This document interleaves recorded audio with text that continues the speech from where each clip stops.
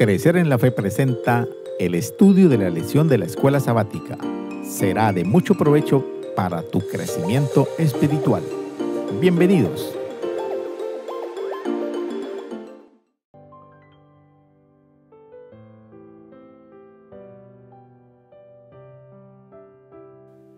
Debió ser bastante asombroso y difícil de comprender las palabras de Jesús a sus discípulos registradas en Mateo capítulo 24.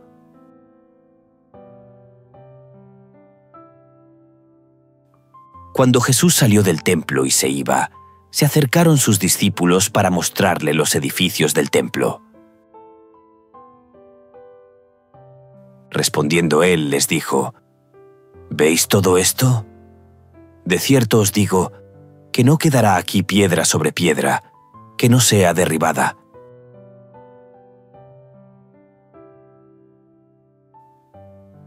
Mientras el sol poniente resplandece en la cúpula dorada del templo y se refleja en las magníficas paredes de mármol, Jesús afirma: les aseguro que no quedará piedra sobre piedra que no sea derribada. Los discípulos están confundidos, preguntan. Y estando él sentado en el monte de los olivos, los discípulos se le acercaron aparte diciendo: dinos, ¿cuándo serán estas cosas? ¿Y qué señal habrá de tu venida y del fin del mundo?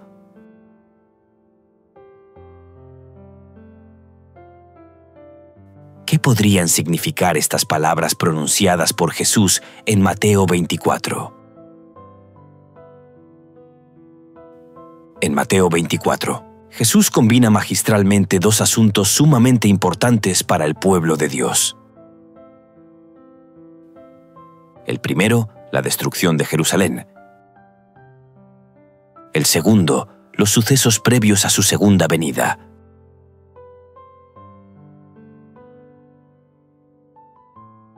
Las instrucciones de Jesús en Mateo 24 describen claramente los acontecimientos de los últimos días en el contexto de la caída de Jerusalén.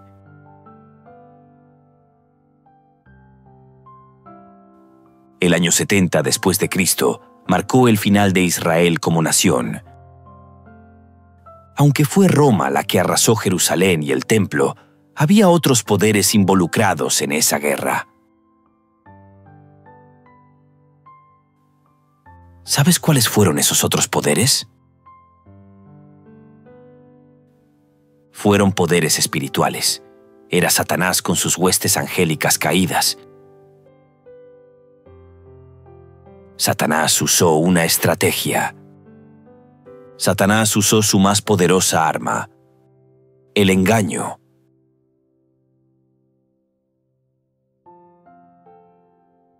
La estrategia de Satanás consistió, por un lado, incitar a Israel a rechazar al Mesías, de esa forma separar al pueblo de Israel de Dios. Luego, Satanás reclama su derecho de destruir la ciudad de Jerusalén junto con su templo. Y será la misma estrategia que Satanás usará para engañar y pretender destruir al pueblo de Dios en el tiempo del fin.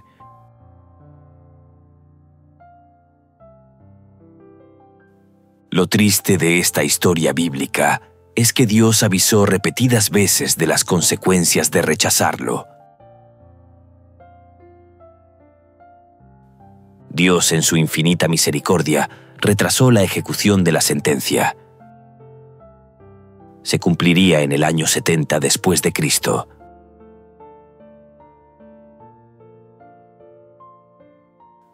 Este retraso lo usó Dios para preparar a un pueblo, la Iglesia, para recoger la antorcha de la verdad e iluminar al mundo con el mensaje del amor de Dios. A Dios nunca nada lo toma por sorpresa. Protege a su pueblo incluso en los momentos más difíciles.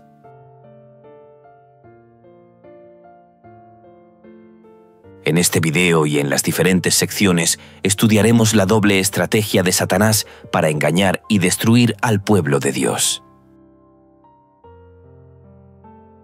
Lo que el maligno no consigue mediante la persecución, espera conseguirlo mediante la transigencia.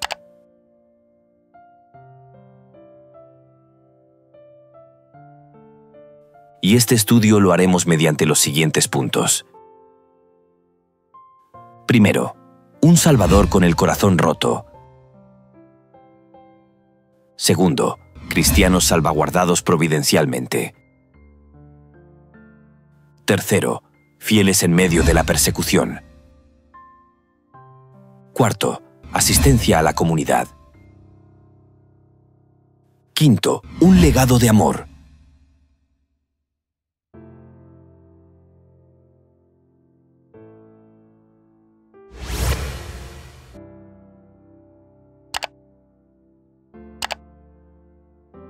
Un Salvador con el corazón roto.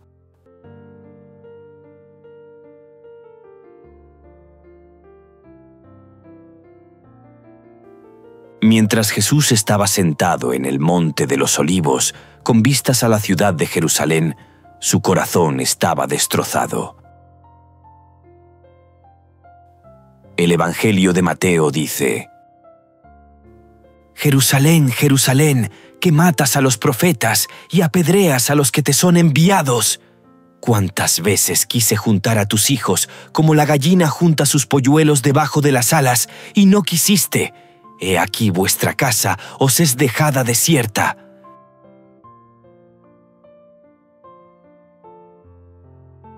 Jesús hizo todo lo posible para salvar a su pueblo de la destrucción que llegaría a su amada ciudad. Repetidamente le suplicó que se arrepintiera y aceptara su misericordiosa invitación.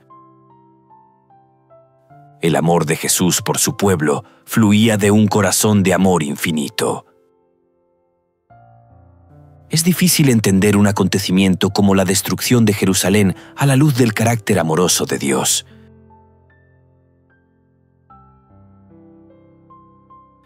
La historia revela que decenas de miles murieron cuando el general romano Tito atacó la ciudad. Jerusalén fue devastada y el templo destruido. Hombres, mujeres y niños fueron masacrados. 1 millón de judíos perecieron. Visita nuestra web crecerenlafe.com y descarga el bosquejo de la lección, disponible en formato PDF y PowerPoint. Muchos se preguntan, ¿dónde estaba Dios cuando su pueblo sufría tanto? La respuesta es clara, pero no es fácil de entender. El pueblo de Israel, por su rebelión contra la amorosa bondad de Dios, perdieron su protección divina y quedó a la merced de dos poderes. Primero, el poder del ejército romano. Segundo, el poder satánico. Jesús, sabiendo todas las cosas, lloró y tenía su corazón destrozado. Dios durante siglos le tendió la mano a su pueblo. En esta ocasión se apartaron completamente de él.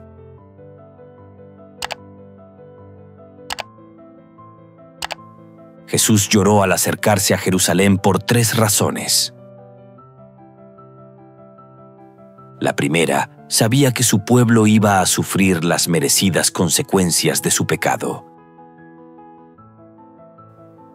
La segunda, sabía que iban a morir por su rechazo permanente al amoroso llamado de Dios. Y la tercera razón, Jesús lloró porque la tragedia podía haberse evitado si fueran estado pendientes de la señal que Jesús les había advertido.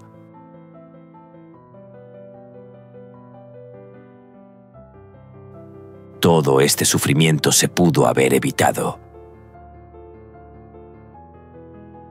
Dios nos ama tanto que no quiere que nadie sufra y muera. Dios nos ama tanto que desea que todos tengan vida eterna.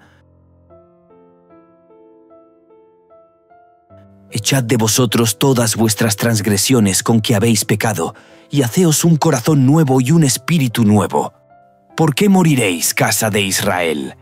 Porque no quiero la muerte del que muere, dice Jehová el Señor.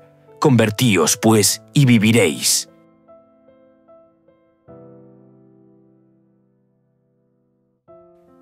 La historia nos dice lo siguiente, que los judíos se rebelaron en el año 66 contra los abusos romanos, que las diversas facciones judías luchaban entre sí, que mientras los judíos luchaban entre sí, los romanos asediaban la ciudad, que en el año 70 todo acabó. Pero la historia no nos cuenta lo más importante, que fue Satanás el que incitaba a los judíos a la rebelión contra Roma. Que fue Satanás que incitaba a los romanos a la venganza contra los judíos. Que la destrucción de Jerusalén fue obra directa del diablo. Satanás se deleita en la guerra, en el sufrimiento humano. Satanás es quien despierta las peores pasiones del corazón humano. Satanás es quien a lo largo de los siglos ha engañado, ha hecho sufrir y ha destruido, para luego culpar a Dios de sus malas acciones.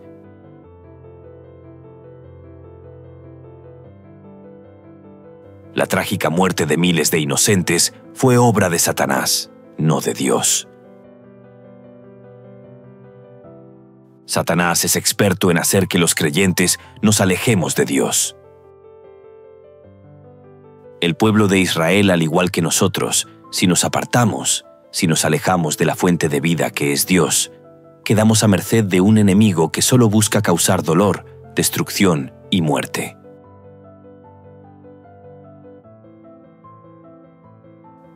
Es bueno recordar que la gran mayoría de los cristianos que vivían en Jerusalén en el año 70 después de Cristo eran de origen judío. Dios dejó instrucción clara para que ellos escaparan de la destrucción de Jerusalén.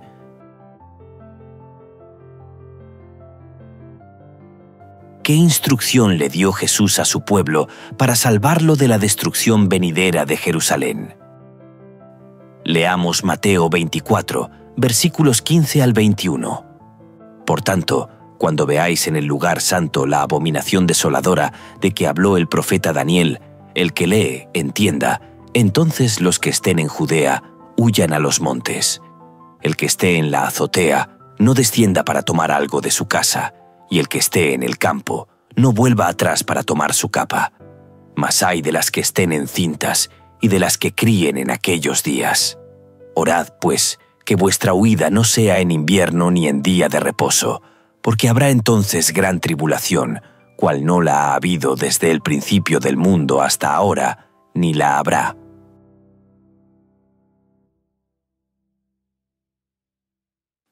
La instrucción de Dios era que estuviesen pendientes de las señales. ¿Cuál era esa señal? Lucas dice: «Pero cuando viereis a Jerusalén rodeada de ejércitos, sabed entonces que su destrucción ha llegado». Y Mateo dice: «Cuando veáis en el lugar santo la abominación desoladora, era el momento de huir».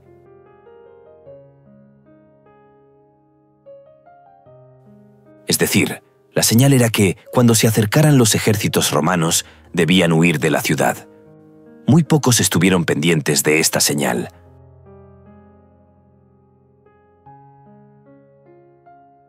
Para el tiempo del fin, se puede estar repitiendo la historia.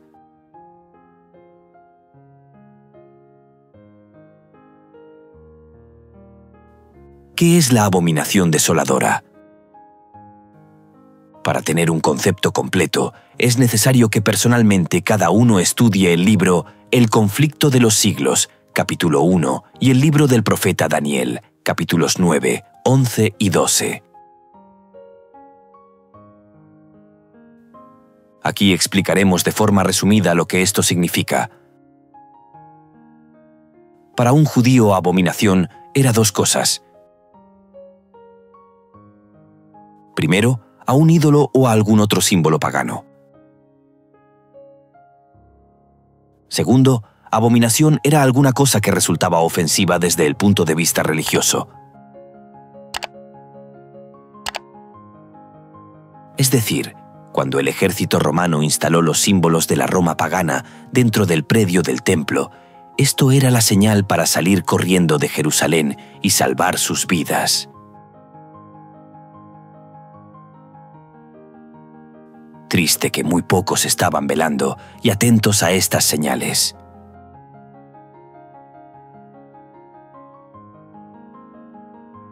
No está lejano el tiempo en que, como los primeros discípulos, seremos obligados a buscar refugio en lugares desolados y solitarios, así como el sitio de Jerusalén por los ejércitos romanos fue la señal para que huyesen los cristianos de Judea. Así la asunción de poder por parte de esta nación de los Estados Unidos, con el decreto que imponga el día de descanso papal, será para nosotros una amonestación.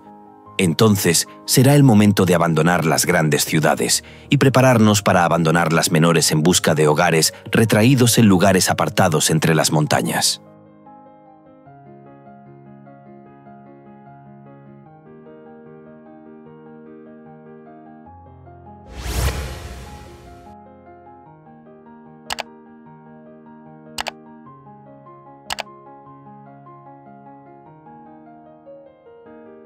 Cristianos salvaguardados providencialmente.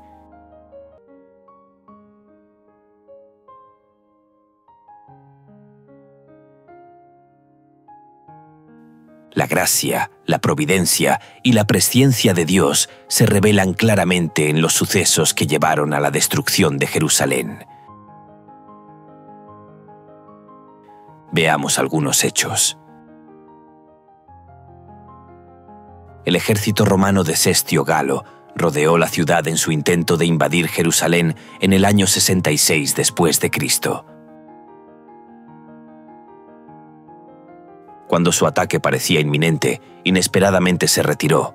Los ejércitos judíos los persiguieron y obtuvieron una gran victoria.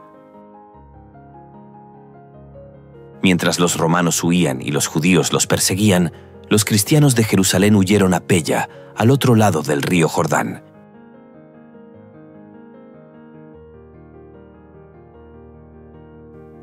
Ya estaba dada la señal prometida a los cristianos que aguardaban, y en ese momento se ofreció una oportunidad a todos los que quisieran, en obediencia a la advertencia del Salvador. Los sucesos se desarrollaron de modo tal que ni los judíos ni los romanos hubieran podido evitar la huida de los cristianos.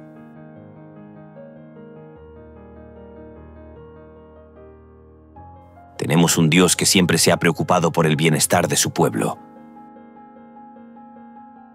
Si te estás gustando este video, no olvides darle me gusta, dejar tus comentarios y sugerencias. Tu opinión es importante. Los escritos sagrados hablan en el contexto del conflicto cósmico lo siguiente. Primero, el cuidado providencial de Dios. Dios es nuestro amparo y fortaleza, nuestro pronto auxilio en las tribulaciones. No temas, porque yo estoy contigo. No desmayes, porque yo soy tu Dios que te esfuerzo. Siempre te ayudaré, siempre te sustentaré con la diestra de mi justicia.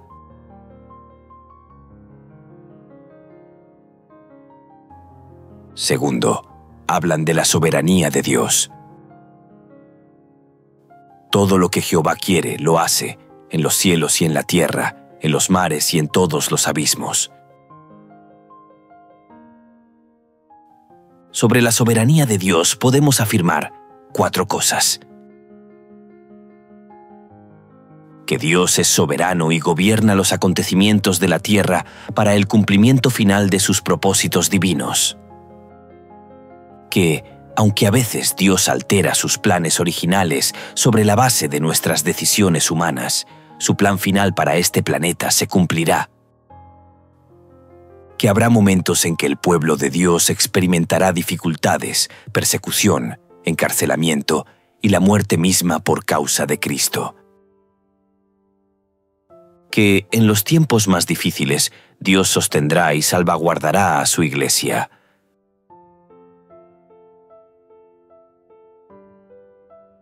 Se avecinan tiempos difíciles para el pueblo de Dios del tiempo del fin. Esta gran realidad de los tiempos difíciles que se avecinan se expresa en el libro de Daniel, de Hebreos y el libro del Apocalipsis. En aquel tiempo se levantará Miguel, el gran príncipe que está de parte de los hijos de tu pueblo, y será tiempo de angustia, cual nunca fue desde que hubo gente hasta entonces. No temas en nada lo que vas a padecer. He aquí, el diablo echará a algunos de vosotros en la cárcel, para que seáis probados, y tendréis tribulación por 10 días. Sé fiel hasta la muerte, y yo te daré la corona de la vida. Otros experimentaron vituperios y azotes, y a más de esto prisiones y cárceles. Fueron apedreados, aserrados, puestos a prueba, muertos a filo de espada. Anduvieron de acá para allá, cubiertos de pieles de ovejas y de cabras, pobres, angustiados, maltratados. Estos textos muestran lo siguiente. Primero, que los creyentes fieles tenemos diariamente una batalla espiritual contra las fuerzas del mal, las fuerzas demoníacas de Satanás. Segundo, que a medida que se acerca el fin del tiempo, las batallas se irán agudizando más. Tercero, que aferrados a Jesús, saldremos victoriosos sobre las fuerzas de Satanás y recibiremos la corona de la vida eterna.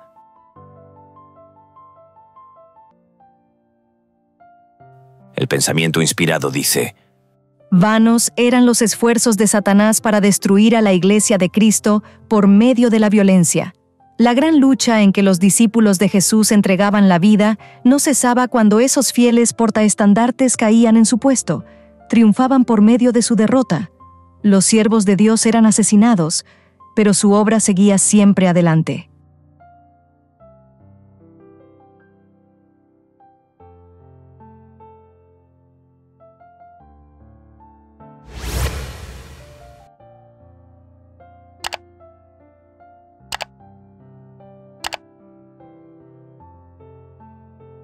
Fieles en medio de la persecución.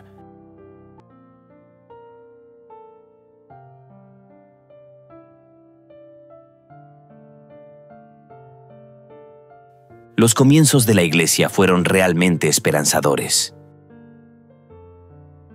Primero, las conversiones se contaban por miles. Segundo, los creyentes predicaban con poder. La Iglesia cristiana creció rápidamente a pesar de los encarcelamientos, las torturas y las persecuciones.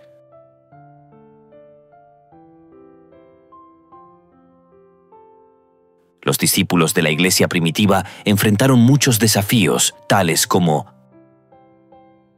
amenazas, encarcelamientos, persecución, la muerte misma. Detrás de todo esto estaba Satanás.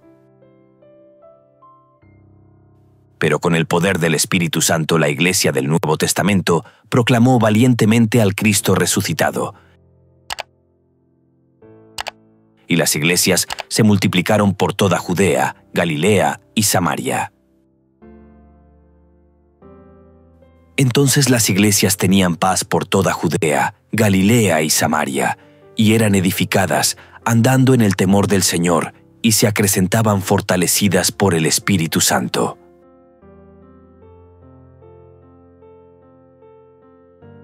Los bastiones del infierno se sacudían, se quebraban los grilletes de Satanás.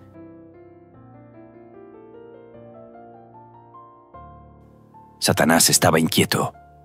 La iglesia primitiva fue llena del Espíritu Santo y puso en jaque a Satanás y sus huestes angélicas del mal.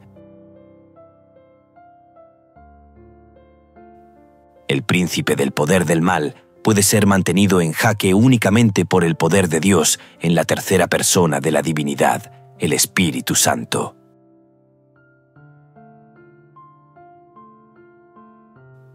La presencia plena de la persona del Espíritu Santo en la iglesia naciente trajo muchas bendiciones. Se derrumba la superstición pagana ante el poder del Cristo resucitado. El Evangelio triunfaba contra todo pronóstico. Los discípulos ya no se escondían en el aposento alto. El miedo se dispersó como una sombra que se desvanece. En lugar de miedo, la fe llenó el corazón de los discípulos. Una visión de su Señor resucitado les dio una nueva razón para vivir.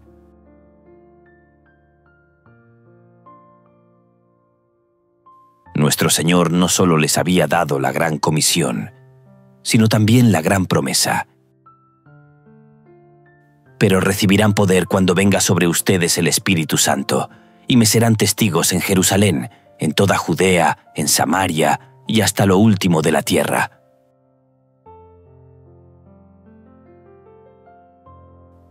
El Evangelio penetró hasta los rincones más remotos de la tierra. Si en verdad permanecéis fundados y firmes en la fe, y sin moveros de la esperanza del Evangelio que habéis oído, el cual se predica en toda la creación que está debajo del cielo, del cual yo, Pablo, fui hecho ministro. Aunque el último de los discípulos, Juan, murió a fines del siglo I, otros recogieron la antorcha de la verdad y proclamaron al Cristo vivo.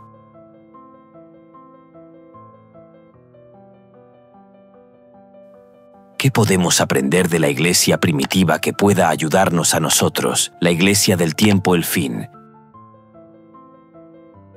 Una de las tantas lecciones que podemos aprender es lo siguiente. Ningún poder, físico o espiritual, puede detener el avance del Evangelio. Si Dios está a nuestro favor, nadie podrá estar contra nosotros.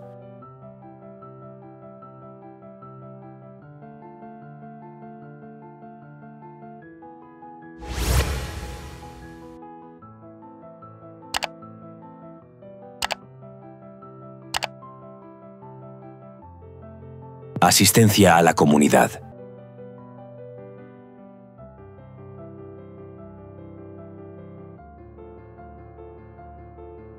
La iglesia cristiana primitiva crecía en dos aspectos. Primero, en la predicación del Evangelio. Se predicaba con poder. Segundo, en el testimonio. Era una iglesia que vivía lo que enseñaba y predicaba. Los creyentes de la iglesia primitiva imitaban el ministerio de Cristo. Sobre el ministerio de Cristo, las Escrituras dicen: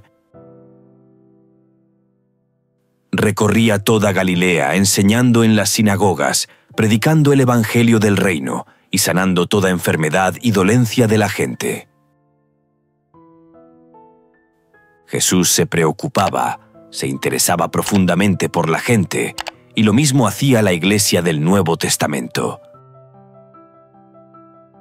Fue este amor abnegado y el compromiso de satisfacer las necesidades humanas, combinados con la difusión de las buenas nuevas del Evangelio con el poder del Espíritu Santo, lo que tuvo tanto impacto en el mundo en los primeros siglos de la Iglesia cristiana. Estos creyentes del Nuevo Testamento siguieron el modelo de Cristo. Pedro expresó cómo Dios ungió con el Espíritu Santo y con poder a Jesús de Nazaret, y cómo éste anduvo haciendo bienes y sanando a todos los oprimidos por el diablo, porque Dios estaba con él. La iglesia de Cristo era su cuerpo en la tierra. Estos creyentes eran ejemplos vivos de la compasión de Cristo.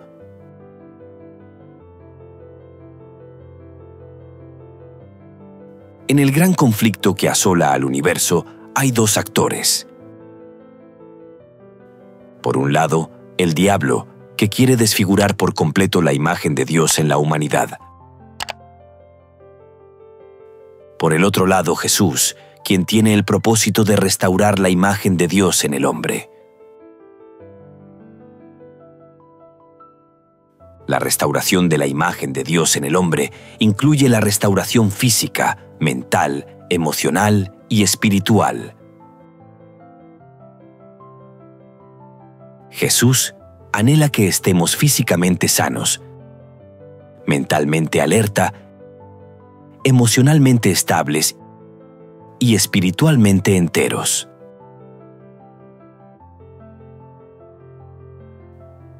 Cuando Cristo nos toca con su gracia sanadora y restauradora, anhelamos alcanzar a otros con el amor de Cristo para que ellos también puedan ser sanados. Jesús nos envía a un mundo quebrantado como sus embajadores para tocar a otros con su amor. Recuerda, el verdadero cristianismo debe tener el amor como su principal característica, amor entre sí y amor por sus comunidades.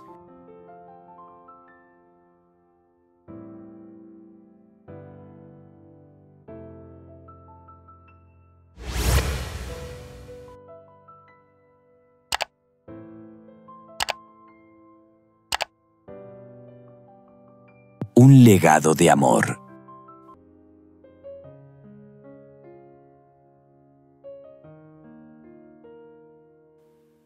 Cada una de las partes envueltas en el conflicto cósmico tiene sus propias características. Por un lado, Satanás odia y destruye. Por el otro, Dios ama y restaura. Los seguidores de una u otra parte actúan según estos patrones.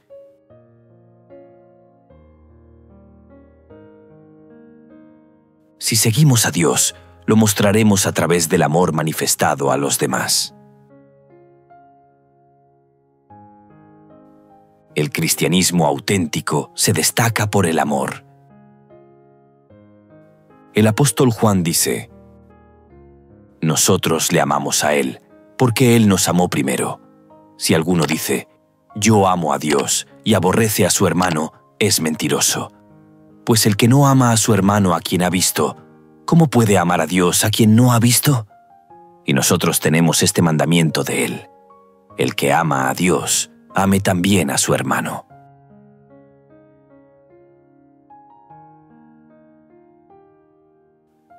El amor era la norma de las comunidades cristianas de los primeros siglos.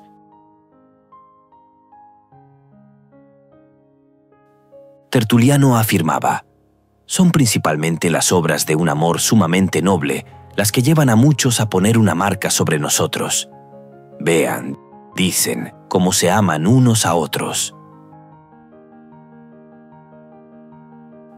Una de las mayores revelaciones del amor de Dios se demostró cuando dos pandemias devastadoras asolaron los primeros siglos, en los años 160 y el año 265 después de Cristo. Los cristianos, que continuaban siendo fuertemente judeocristianos, dieron un paso al frente y atendieron a los enfermos y los moribundos.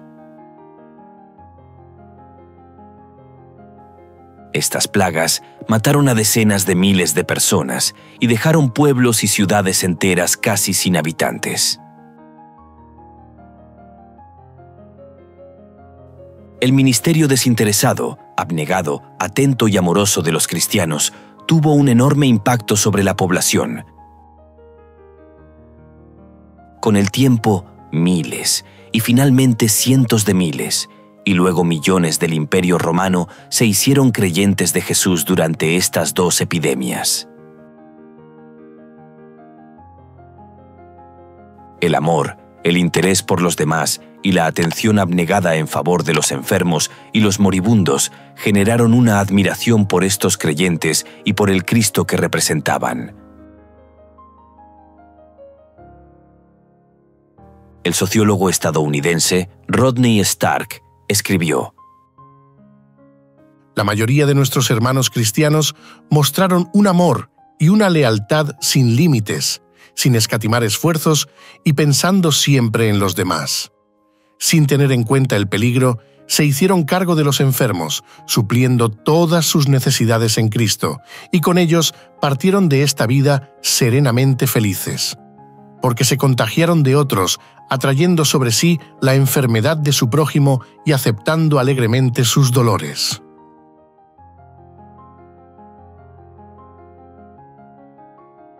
El pensamiento inspirado dice: Es el privilegio de toda alma ser un canal vivo por medio del cual Dios pueda comunicar al mundo los tesoros de su gracia, las inescrutables riquezas de Cristo. No hay nada que Cristo desee tanto como agentes que representen al mundo su espíritu y carácter. No hay nada que el mundo necesite tanto como la manifestación del amor del Salvador mediante la humanidad. Todo el cielo está esperando que haya canales por medio de los cuales pueda derramarse el aceite santo para que sea un gozo y una bendición para los corazones humanos. Recuerda, estas experiencias de los creyentes de los primeros siglos nos dan un gran ejemplo a seguir. Nos enseña a morir al yo y nos enseña a manifestar un espíritu de abnegación. No es fácil, ¿verdad?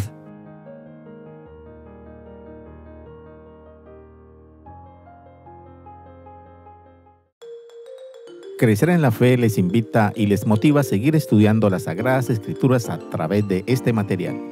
Y recuerda suscribirte a nuestro canal, comentar, compartir, activar la campanita y darle like. Esto será de gran ayuda para el crecimiento de nuestro ministerio y así poder llegar a muchas personas más. Gracias por tu apoyo. Dios te bendiga.